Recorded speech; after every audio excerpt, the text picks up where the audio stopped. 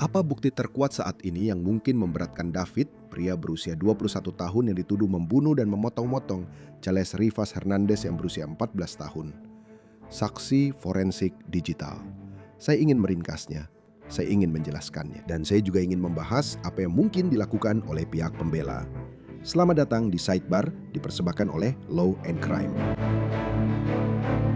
Baiklah, cepat saja. Lihat, saya tahu kita semua sedang mencari cara untuk lebih bijak dengan uang kita di tahun 2026.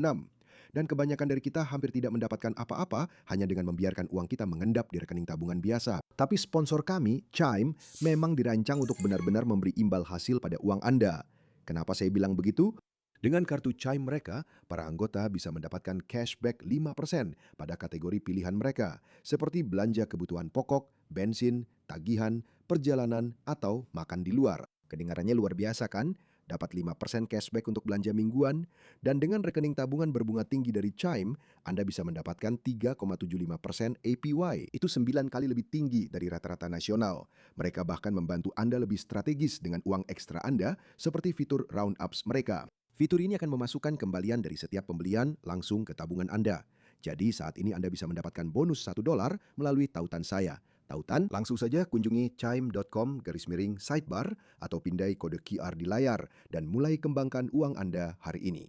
Jadi, salah satu hal yang ingin saya fokuskan dan belum sempat kita lakukan di episode sebelumnya adalah benar-benar memahami seberapa kuat bukti yang memberatkan David. Ini semacam memberi kita gambaran awal tentang seperti apa sidang pendahuluan nanti yang sekarang dijadwalkan berlangsung nanti bulan ini.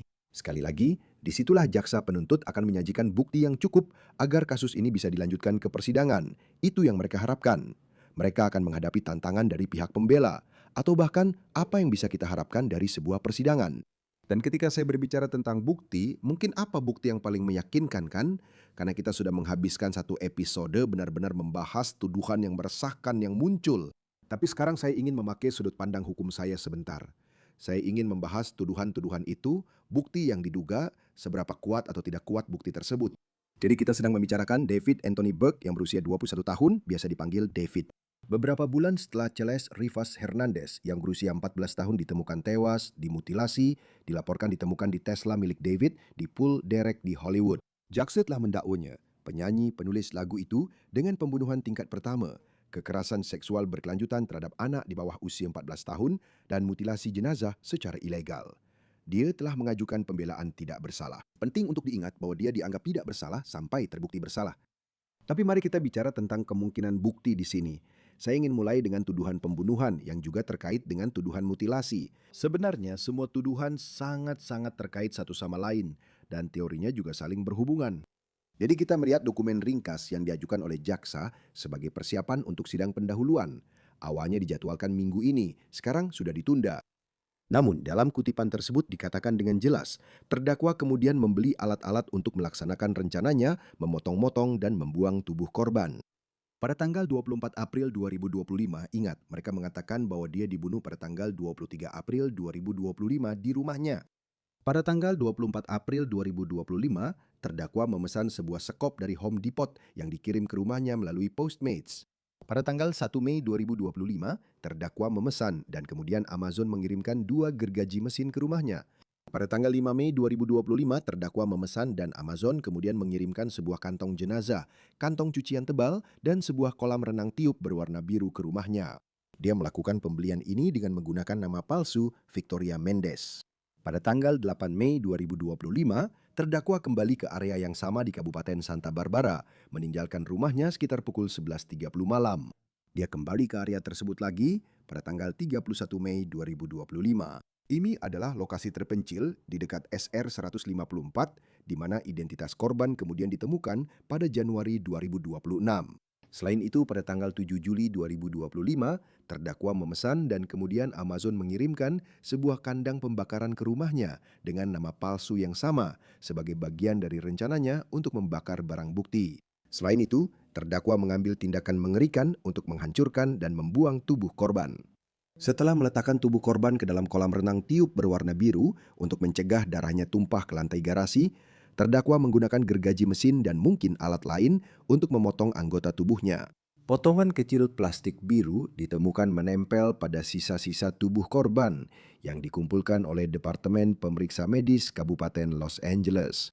Potongan-potongan tersebut dianalisis oleh Unit Analisis Jejak Divisi Ilmu Forensik LAPD. Seorang ahli berhasil membuktikan adanya kecocokan fisik antara fragmen biru tersebut dan kolam renang tiup biru yang dibeli oleh terdakwa pada Mei 2025. Untuk menghilangkan keterkaitannya dengan korban, dia memotong jari manis dan kelinting tangan kiri korban karena di jari manisnya terdapat tato nama dirinya. Jari-jarinya belum ditemukan.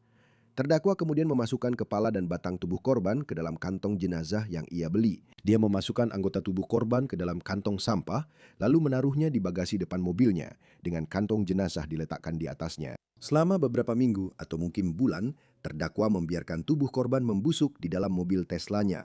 Oke, tentu saja akan ada perdebatan antar ahli dan pertanyaan tentang bagaimana bukti dikumpulkan, apa artinya, dan bagaimana barang bukti itu dijaga. Namun, keberhasilan mencocokkan fragmen biru tersebut akan sangat penting. Jika kamu mencocokkan kolam itu dengannya, lalu mencocokkan kolam itu dengan celes, itu akan menjadi sangat krusial. Riwayat pembelian yang diduga dan jejak digital ini termasuk bukti yang paling berpotensi memberatkan. Kita telah melihat secara historis bahwa hal itu sulit bagi pengacara pembela untuk membantah atau menjelaskannya. Kamu tahu, saya melihat ide bahwa mungkin bahan-bahan ini dibeli untuk semacam video musik. Itu bisa jadi sulit untuk meyakinkan orang, apalagi kalau kita bicara soal waktunya, benar? Waktu ketika pihak berwenang mengatakan Celeste dibunuh, kecuali akan ada perdebatan, bukan hanya soal penyebab kematian oleh pihak pembela, tapi juga waktu kematian. Kenapa kamu diduga membeli barang-barang itu? Dan jika catatan pemesanan serta pengiriman mengonfirmasi hal ini, itu sangat menguatkan kasus pihak penuntut. Maksud saya, daftar bukti potensial dalam ringkasan ini menyebutkan, kutip, bukti DNA yang diperoleh dari noda darah yang dikumpulkan dari garasi terdakwa yang cocok dengan profil genetik korban. Bukti pembelian dan pengiriman Amazon oleh terdakwa ke tempat tinggalnya termasuk 2 gergaji mesin, kantong jenazah, kolam renang tiup, kantong laundry tebal, dan kandang pembakaran setelah 24 April 2025. Sekali lagi, catatannya, mungkin bahkan bisa memanggil kurir pengirimannya untuk bersaksi. Penyelidik swasta Steve Fisher yang telah menangani kasus ini sejak awal membagikan foto-foto beberapa paket yang diduga tersebut. Kamu bisa melihat pengiriman itu ditujukan kepada Victoria Mendes atau setidaknya terlihat seperti itu. Tidak jelas mengapa David menggunakan nama tersebut. Tapi, kutipan, bukti pembelian dan pengiriman terdakwa dari Postmates berupa sekop dari Home Depot ke rumahnya pada 24 April 2025. Ini bukan hanya satu barang saja kan? Ini adalah kumpulan barang-barang yang sangat spesifik. Itu, sekali lagi, menurut pendapat saya tidak bagus untuk pihak pembela. Tapi sekali lagi, kita masih dalam tahap awal dari kasus ini. Catatan Uber menunjukkan transaksi terdakwa di mana dia memesan Uber untuk menjemput korban dari rumahnya di Lake Elsinore dan membawanya ke kediamannya pada malam tanggal 23 April 2025. Dan ketika LAPD melaksanakan surat perintah penggeledahan di rumah yang disewa atau ditempati David setelah Celeste diidentifikasi, mereka dilaporkan menemukan berbagai macam bukti di garasi untuk mendukung klaim ini, argumen tentang pemotongan tubuh, termasuk bukti biologis yang hasil tesnya positif mengandung darah. Mereka mengatakan bahwa mereka sekali lagi dapat mencocokkan bukti tersebut dengan profil genetik unik korban. Saya sudah menyebutkan itu sebelumnya. Bicara lagi tentang kolam renang. Pada kolam itu dilaporkan ada beberapa sayatan lurus. Dan di atas semua itu, menurut ringkasan dari pihak penuntut, rekaman video pengawasan dan bukti lainnya mengkonfirmasi bahwa terdakwa adalah orang terakhir yang mengendarai kendaraan tersebut pada 29 Juli 2025 sebelum dia meninggalkan Los Angeles untuk tur konser. Dan ingat, jasadnya ditemukan sekitar sebulan, sedikit lebih dari sebulan kemudian. Dan berkas tersebut menyatakan bahwa David berbohong kepada teman-teman, rekan bisnis, dan orang lain tentang bau busuk yang sangat menyengat di dalam dan sekitar rumah serta mobil. Jadi, akan sangat sulit bagi pengacara pembela untuk mengatakan, Anda tahu, dia benar-benar tidak tahu apa-apa, dia dijebak, dia sama sekali tidak tahu apa yang sedang terjadi, apa yang berlangsung. Meskipun, apakah mungkin orang lain memiliki akses ke mobil tersebut setelahnya? Mungkin saja, tapi apakah itu menghilangkan dugaan pengetahuannya tentang apa yang sedang terjadi? Ini juga berkaitan dengan siapa yang mungkin menjadi saksi yang bekerja sama, bukan? Apa yang mereka amati tentang mobil itu? Apa yang mereka cium? Apa yang mereka tanyakan kepada David? Jadi, semua ini membuat saya bertanya-tanya dari sisi pembelaan. Saya bertanya-tanya, apakah pengacara pembela bisa langsung ke intinya dan berkata, lihat ya, dia memang membeli semua barang ini. Ya, Ya, kami akan mengakui itu. Dia membeli semua barang ini setelah jaksa mengklaim bahwa dia meninggal, bukan? Mereka mungkin tidak mengatakan dia dibunuh, hanya bahwa dia meninggal. Jadi mungkin mereka akan berargumen bahwa dia tidak bertanggung jawab atas kematiannya. Mungkin dia meninggal dengan cara lain. Dan kemudian karena panik, dia hanya ikut membuang atau membantu membuang. Saya tidak tahu apakah mereka akan mengatakan mungkin ada orang lain yang bertanggung jawab atas kematiannya. Maksud saya pernah melihat kasus seperti ini sebelumnya di Florida.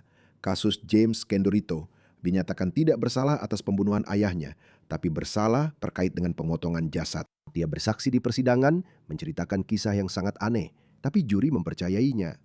Jadi dengan kata lain, apakah kita benar-benar akan tahu apa yang terjadi pada Celeste atau tidak? Karena menurut laporan autopsi yang dirilis, penyebab kematian resmi Celeste adalah banyak luka penetrasi. Cara kematiannya adalah pembunuhan. Tapi mungkin pengacara pembela akan membantah hal itu, melawan para ahli, mengatakan tubuhnya sudah terlalu membusuk untuk benar-benar tahu apa yang terjadi, untuk benar-benar tahu bagaimana dia meninggal. Dan kemudian kita sampai pada ini. Jadi para penyelidik berpendapat bahwa tanggal 23 April adalah saat Celeste diduga dibunuh oleh David tak lama setelah tiba di rumah di Hollywood Hills. Bagaimana mereka tahu itu? Bagaimana mereka menetapkan kerangka waktu itu? Dari berkas pengadilan oleh jaksa tertulis, kutip, sekitar pukul 8.40 malam pada tanggal 23 April 2025, terdakwa memesan Uber untuk mengantar korban dari rumahnya di Lake Elsinore ke kediamannya. Sekali lagi, catatan digital akan menjadi kunci di sini. Dalam kasus lain, bukti seperti itu tidak selalu ada. Mereka berkomunikasi sebelum dan selama perjalanan Ubernya yang menurunkannya di rumah terdakwa di Hollywood Hills sekitar pukul 10.10 malam. Oke, jadi sekali lagi, catatan digital, pesan teks, dan kemungkinan kesaksian dari sopir ini. Sekitar pukul 10.30 malam, terdakwa mengirim pesan teks kepada korban menanyakan di mana dia berada. Jadi mungkin sulit bagi pihak pembela untuk mengatakan bahwa pesan itu tidak dikirim dalam rentang waktu tersebut. Jadi Anda melihat 20 menit ini apa yang terjadi? Jaksa penuntut mengatakan bahwa pihak mereka berpendapat ini adalah bagian dari rencana terdakwa yang sudah disusun sebelumnya untuk menutupi pembunuhan karena korban sudah meninggal pada saat itu. Itu poin yang bagus, bukan? Maksud saya, kenapa dia mengirim pesan kepadanya atau diduga mengirim pesan jika dia ada di rumah? Maksud saya, apakah rumahnya sebesar itu sampai dia tidak tahu di mana dia? Saya tidak tahu. Atau apakah ini mendukung narasi bahwa, kamu tahu, dia sedang berusaha menutupi jejak dan mencoba mengatakan sesuatu telah terjadi padanya? Kutipan, mengetahui bahwa dia harus membungkam korban sebelum dia menghancurkan karir musiknya, seperti yang telah diancamkan korban tak lama setelah tiba di rumahnya, terdakwa menikam korban berkali-kali hingga tewas dan hanya berdiri di sana saat korban kehabisan darah. Sekarang saya akan memberitahu Anda, saya tidak tahu bukti apa yang mereka miliki untuk secara pasti membuktikan apa yang terjadi di balik pintu tertutup. Ini adalah narasi mereka.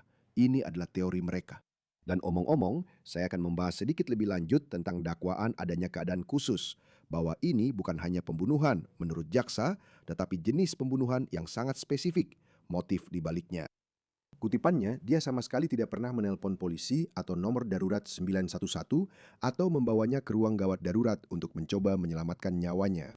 Dan itu penting, karena mereka akan mengatakan bahwa ini bukan kasus seperti, Anda tahu, mereka bertengkar, dia menyerangnya, dia panik, Anda tahu, membunuhnya sebagai akibat dari membela diri, lalu menelpon 911. Mereka menyingkirkan kemungkinan itu. Kutipannya, meskipun tahu dia sudah meninggal dan keluarganya sedang berusaha mencarinya, bukti akan menunjukkan bahwa terdakwa berbohong dan mengaku tidak tahu di mana dia berada. Faktanya, terdakwa pergi ke Kabupaten Santa Barbara segera setelah korban meninggal, berusaha membuang barang-barangnya dan menghancurkan bukti sekitar pukul 11.30 malam pada tanggal 23 April 2025. Dia pergi dari rumahnya sambil mengirim pesan dan menelpon ponsel korban menanyakan di mana dia berada. Sekali lagi, ini adalah tindakan yang diperhitungkan dan direncanakan untuk membangun pembelaannya dalam waktu yang sangat singkat setelah pembunuhan keji terhadap korban.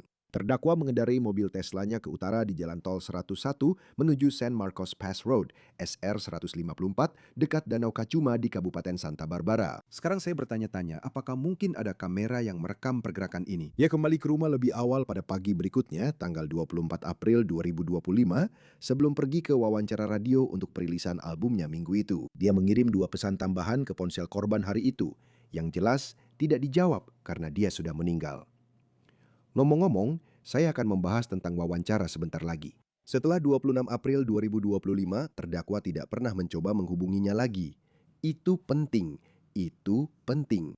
Jika catatan telepon menunjukkan dia tidak mengirim pesan atau menelponnya dan dia benar-benar tidak bersalah, itu akan mengejutkan, bukan? Setidaknya ini orang yang dia kenal dan punya hubungan dengannya. Dia menghilang, dia tidak akan mencoba menghubunginya.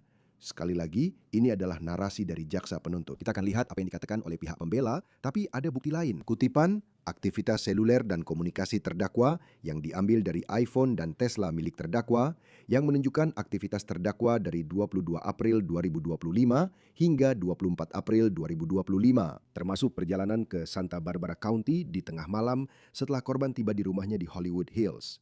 Bukti. Bukti.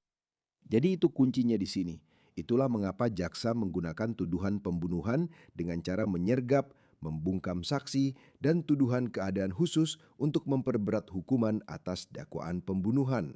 Bahwa David merencanakan ini, bahwa ini bukan karena mereka bertengkar lalu sesuatu terjadi. Atau dia overdosis dan David panik.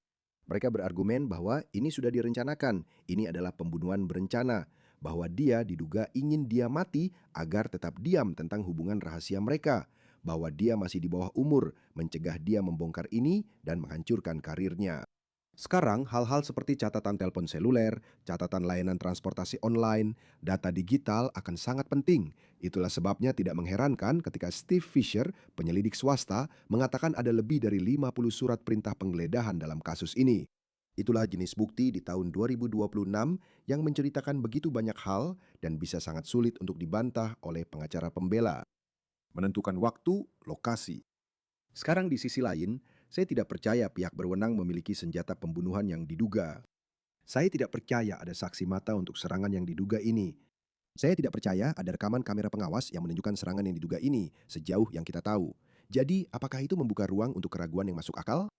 Dan salah satu cara jaksa akan menceritakan kisah ini dan mencoba membuktikan tuduhan keadaan khusus seputar dugaan pembunuhan itu juga akan menjadi bukti hubungan seksual ilegal yang diduga terjadi, hubungan seksual dengan anak di bawah umur. Bukti digital ditambah waktu. Apa maksud saya? Dari daftar bukti, sekali lagi, dalam ringkasannya, disebutkan deskripsi foto-foto yang menggambarkan korban telanjang, serta saat dia terlibat dalam aktivitas seksual dengan terdakwa ketika dia berusia 13 tahun. Karena bukti ini merupakan materi kekerasan seksual terhadap anak, foto-fotonya sendiri tidak akan ditampilkan. Meskipun semua dakwaan yang mungkin bisa dibuktikan tidak diajukan, materi kekerasan seksual terhadap anak adalah bukti hubungan seksual yang terus berlangsung antara mereka saat korban berusia 13 dan 14 tahun. Jadi jika materi ini ada di perangkatnya, sekali lagi, kutipan, banyak pesan teks antara terdakwa dan korban yang membuktikan hubungan seksual mereka, kehamilan, aborsi, dan penggunaan kontrasepsi darurat Plan B. Pesan-pesan hingga Maret 2025 membuktikan terdakwa terus memanipulasi korban saat dia mengirim pesan yang isinya, yang kita lakukan hanya berhubungan seks dan nongkrong saja. Bro, gue pengen lebih dari itu buat diri gue sendiri. Pesan-pesan ini didapatkan dari data iCloud terdakwa. Jadi sekali lagi, data digital bisa membantu membuktikan dakwaan tindak pidana seksual itu. Dan seperti yang kami laporkan kemarin di sidebar, akta kematian sudah diperbarui. Ini berdasarkan laporan dari TMZ yang menyatakan bahwa tidak diketahui apakah Celeste benar-benar hamil, meskipun sejauh yang bisa kami lihat tidak ada apapun di laporan autopsi yang menunjukkan bahwa dia hamil. Jadi memang agak membingungkan di sini. Saya berbicara dengan Joseph Scott Morgan di acara News Nation saya Jesse Weber tadi malam. Dia mengatakan mereka mungkin harus melakukan itu karena temuan investigasi terkait pesan-pesan tentang kehamilan dan, Anda tahu, pil KB darurat dan aborsi. Dan karena Celeste telah dimutilasi dan membusuk, pada akhirnya bisa sangat sulit untuk memastikan 100% bahwa dia tidak hamil. Jadi ini tidak serta-merta mengatakan bahwa dia memang hamil. Tapi bagaimana kita bisa tahu dengan pasti? Itu tidak diketahui. Meskipun saya akan mengatakan, jika jaksa benar-benar yakin bahwa Celeste sedang hamil atau memiliki bukti untuk memastikan bahwa dia hamil, mereka pasti sudah menyebutkannya, bukan? Itu akan berkaitan dengan motif. Itu akan berkaitan dengan dakwaan keadaan khusus yang memberatkan. Kalau mengikuti narasi mereka bahwa David membunuhnya untuk membuatnya tetap diam agar hubungan mereka tidak terbongkar, bukti apa yang lebih kuat tentang dugaan hubungan seksual dengan anak di bawah umur jika mereka bisa menunjukkan bahwa dia hamil dengan anaknya, bukan? Mereka pasti sudah mengajukannya, tapi mereka tidak melakukannya. Jadi saya tidak tahu seberapa besar itu akan menjadi faktor atau tidak. Tapi setidaknya ada bukti digital yang diduga membuktikan hubungan dan narasinya. Oh, dan omong-omong, ini baru saja keluar kemarin. Saya pikir ini mungkin bisa jadi bukti karena apa yang baru saja saya sebutkan sebelumnya. Ini sebenarnya tidak dibuat khusus tentang dokumen yang diajukan oleh jaksa. Tapi saya penasaran apakah ini akan menjadi bagian dari kasusnya. Karena menurut laporan dari The New York Post, 24 April. Jadi sehari setelah dia diduga membunuh Celeste, dia melakukan wawancara di acara Zak Sang. Dan menurut laporan, dia terlihat sangat santai, tersenyum, bercanda, tapi diduga mengatakan ini, kutipannya, seperti, dalam proses, kamu tahu, keluar dari rumah saya dan menjelajahi dunia. Dan menemukan teman, kehilangan teman, menjalin hubungan, kehilangan hubungan. Semuanya seolah-olah membentuk dan mengarah ke proyek ini, seperti efek domino. Dan ketika menulis lagu tentang hubungan yang gagal, dia berkata, aku selalu merasa itu akan terjadi. Dan kemudian setelah itu, begitu itu terjadi, aku langsung menulis tentangnya. Dan pembawa acara bertanya, tapi maksudmu merasa itu akan berakhir dengan cara yang menghancurkan, tragis dan sedih, supaya bisa menginspirasi karya seni. Tapi apa kamu mewujudkan itu dengan cara tertentu? David menjawab, aku tidak tahu. Aku harap tidak. Aku benar-benar berharap aku tidak melakukannya, karena rasanya seperti itu. Jadi aku berharap aku tidak melakukannya tanpa sadar. Tapi mungkin memang seperti itu. Dan omong-omong, kita mungkin juga akan mendapat gambaran tentang apa saja yang akan dibahas dalam persidangan ini. Aku mengatakan itu karena bukti dari penyelidikan sebelumnya terhadap David dan Celeste mungkin akan menjadi bagian dari persidangan ini. Karena berkas dari jaksa menyatakan bahwa detektif unit perampokan dan pembunuhan LAPD menyimpulkan Celeste dan David bertemu pada Januari 2022 saat dia baru berusia 11 tahun dan diduga mulai menjalin hubungan seksual dengan Celeste. Saat dia baru berusia 13 tahun dan David berusia 18 tahun. Dan dokumen pengadilan mengungkapkan bahwa para penyelidik telah menyelidiki David selama cukup lama. Berkas tersebut menyatakan bahwa detektif mengetahui korban telah dilaporkan hilang ke kantor Sheriff Riverside County oleh keluarganya yang tinggal di Lake Elsinore pada bulan Februari dan April 2024. Kantor Sheriff Riverside County menghubungi terdakwa melalui telepon pada 17 Februari 2024 setelah mereka mengidentifikasi nomor telepon dalam catatan telepon korban yang ternyata milik terdakwa. Selama panggilan tersebut, terdakwa mengaku terakhir kali berbicara dengan korban pada 13 atau 14 Februari 2024, namun menyatakan bahwa ia tidak tahu korban masih di bawah umur atau bahwa korban telah dilaporkan hilang. RCSD memberitahukan kepadanya bahwa petugas dari Departemen Sheriff Los Angeles akan datang ke rumahnya. Pada hari itu, terdakwa tinggal di 804 North Dehaney Place di West Hollywood. RCSD meminta LASD untuk melakukan pemeriksaan untuk memastikan keselamatan di rumah terdakwa. Petugas LASD mendatangi rumah terdakwa malam itu pukul 20.15 dan memberitahunya bahwa korban adalah seorang anak berusia 13 tahun yang kabur dari rumah terdakwa. Kembali mengklaim bahwa ia tidak tahu korban masih di bawah umur dan ia hanya pernah bertemu korban sekali secara langsung pada November 2023. Namun terdakwa menunjukkan kepada petugas sebuah foto buku tahunan korban yang ia miliki di ponselnya. Meskipun ia mengaku tidak tahu di mana korban berada saat itu, korban kembali ke rumah 2 hari kemudian. Meskipun sudah diberitahu oleh penegak hukum bahwa korban baru berusia 13 tahun, terdakwa tetap mengejarnya. Setelah korban kembali ke rumah pada Februari 2024, orang tuanya mengambil telepon genggamnya. Terdakwa pergi ke Lake Elsinore dan membayar seorang siswa SMP yang sekelas dengan korban sebesar $1.000 untuk memberikan korban telepon genggam yang dibeli terdakwa agar mereka bisa tetap berkomunikasi. Sepanjang tahun 2024, korban menghabiskan banyak waktu bersama terdakwa, termasuk akhir pekan musim panas di rumahnya di Hollywood Hills, dan bepergian bersamanya ke Las Vegas, London, dan Texas untuk bertemu keluarganya. Dan saya sudah menyebutkan soal waktu. Jadi ketika Celeste dikabarkan meninggal, ada 2 bagian dari hal ini. Bukti dari hubungan yang diduga ini, yang sekali lagi berkaitan dengan tuduhan kejahatan seksual, yang juga berkaitan dengan dakwaan faktor pemberat khusus. Tapi soal waktu.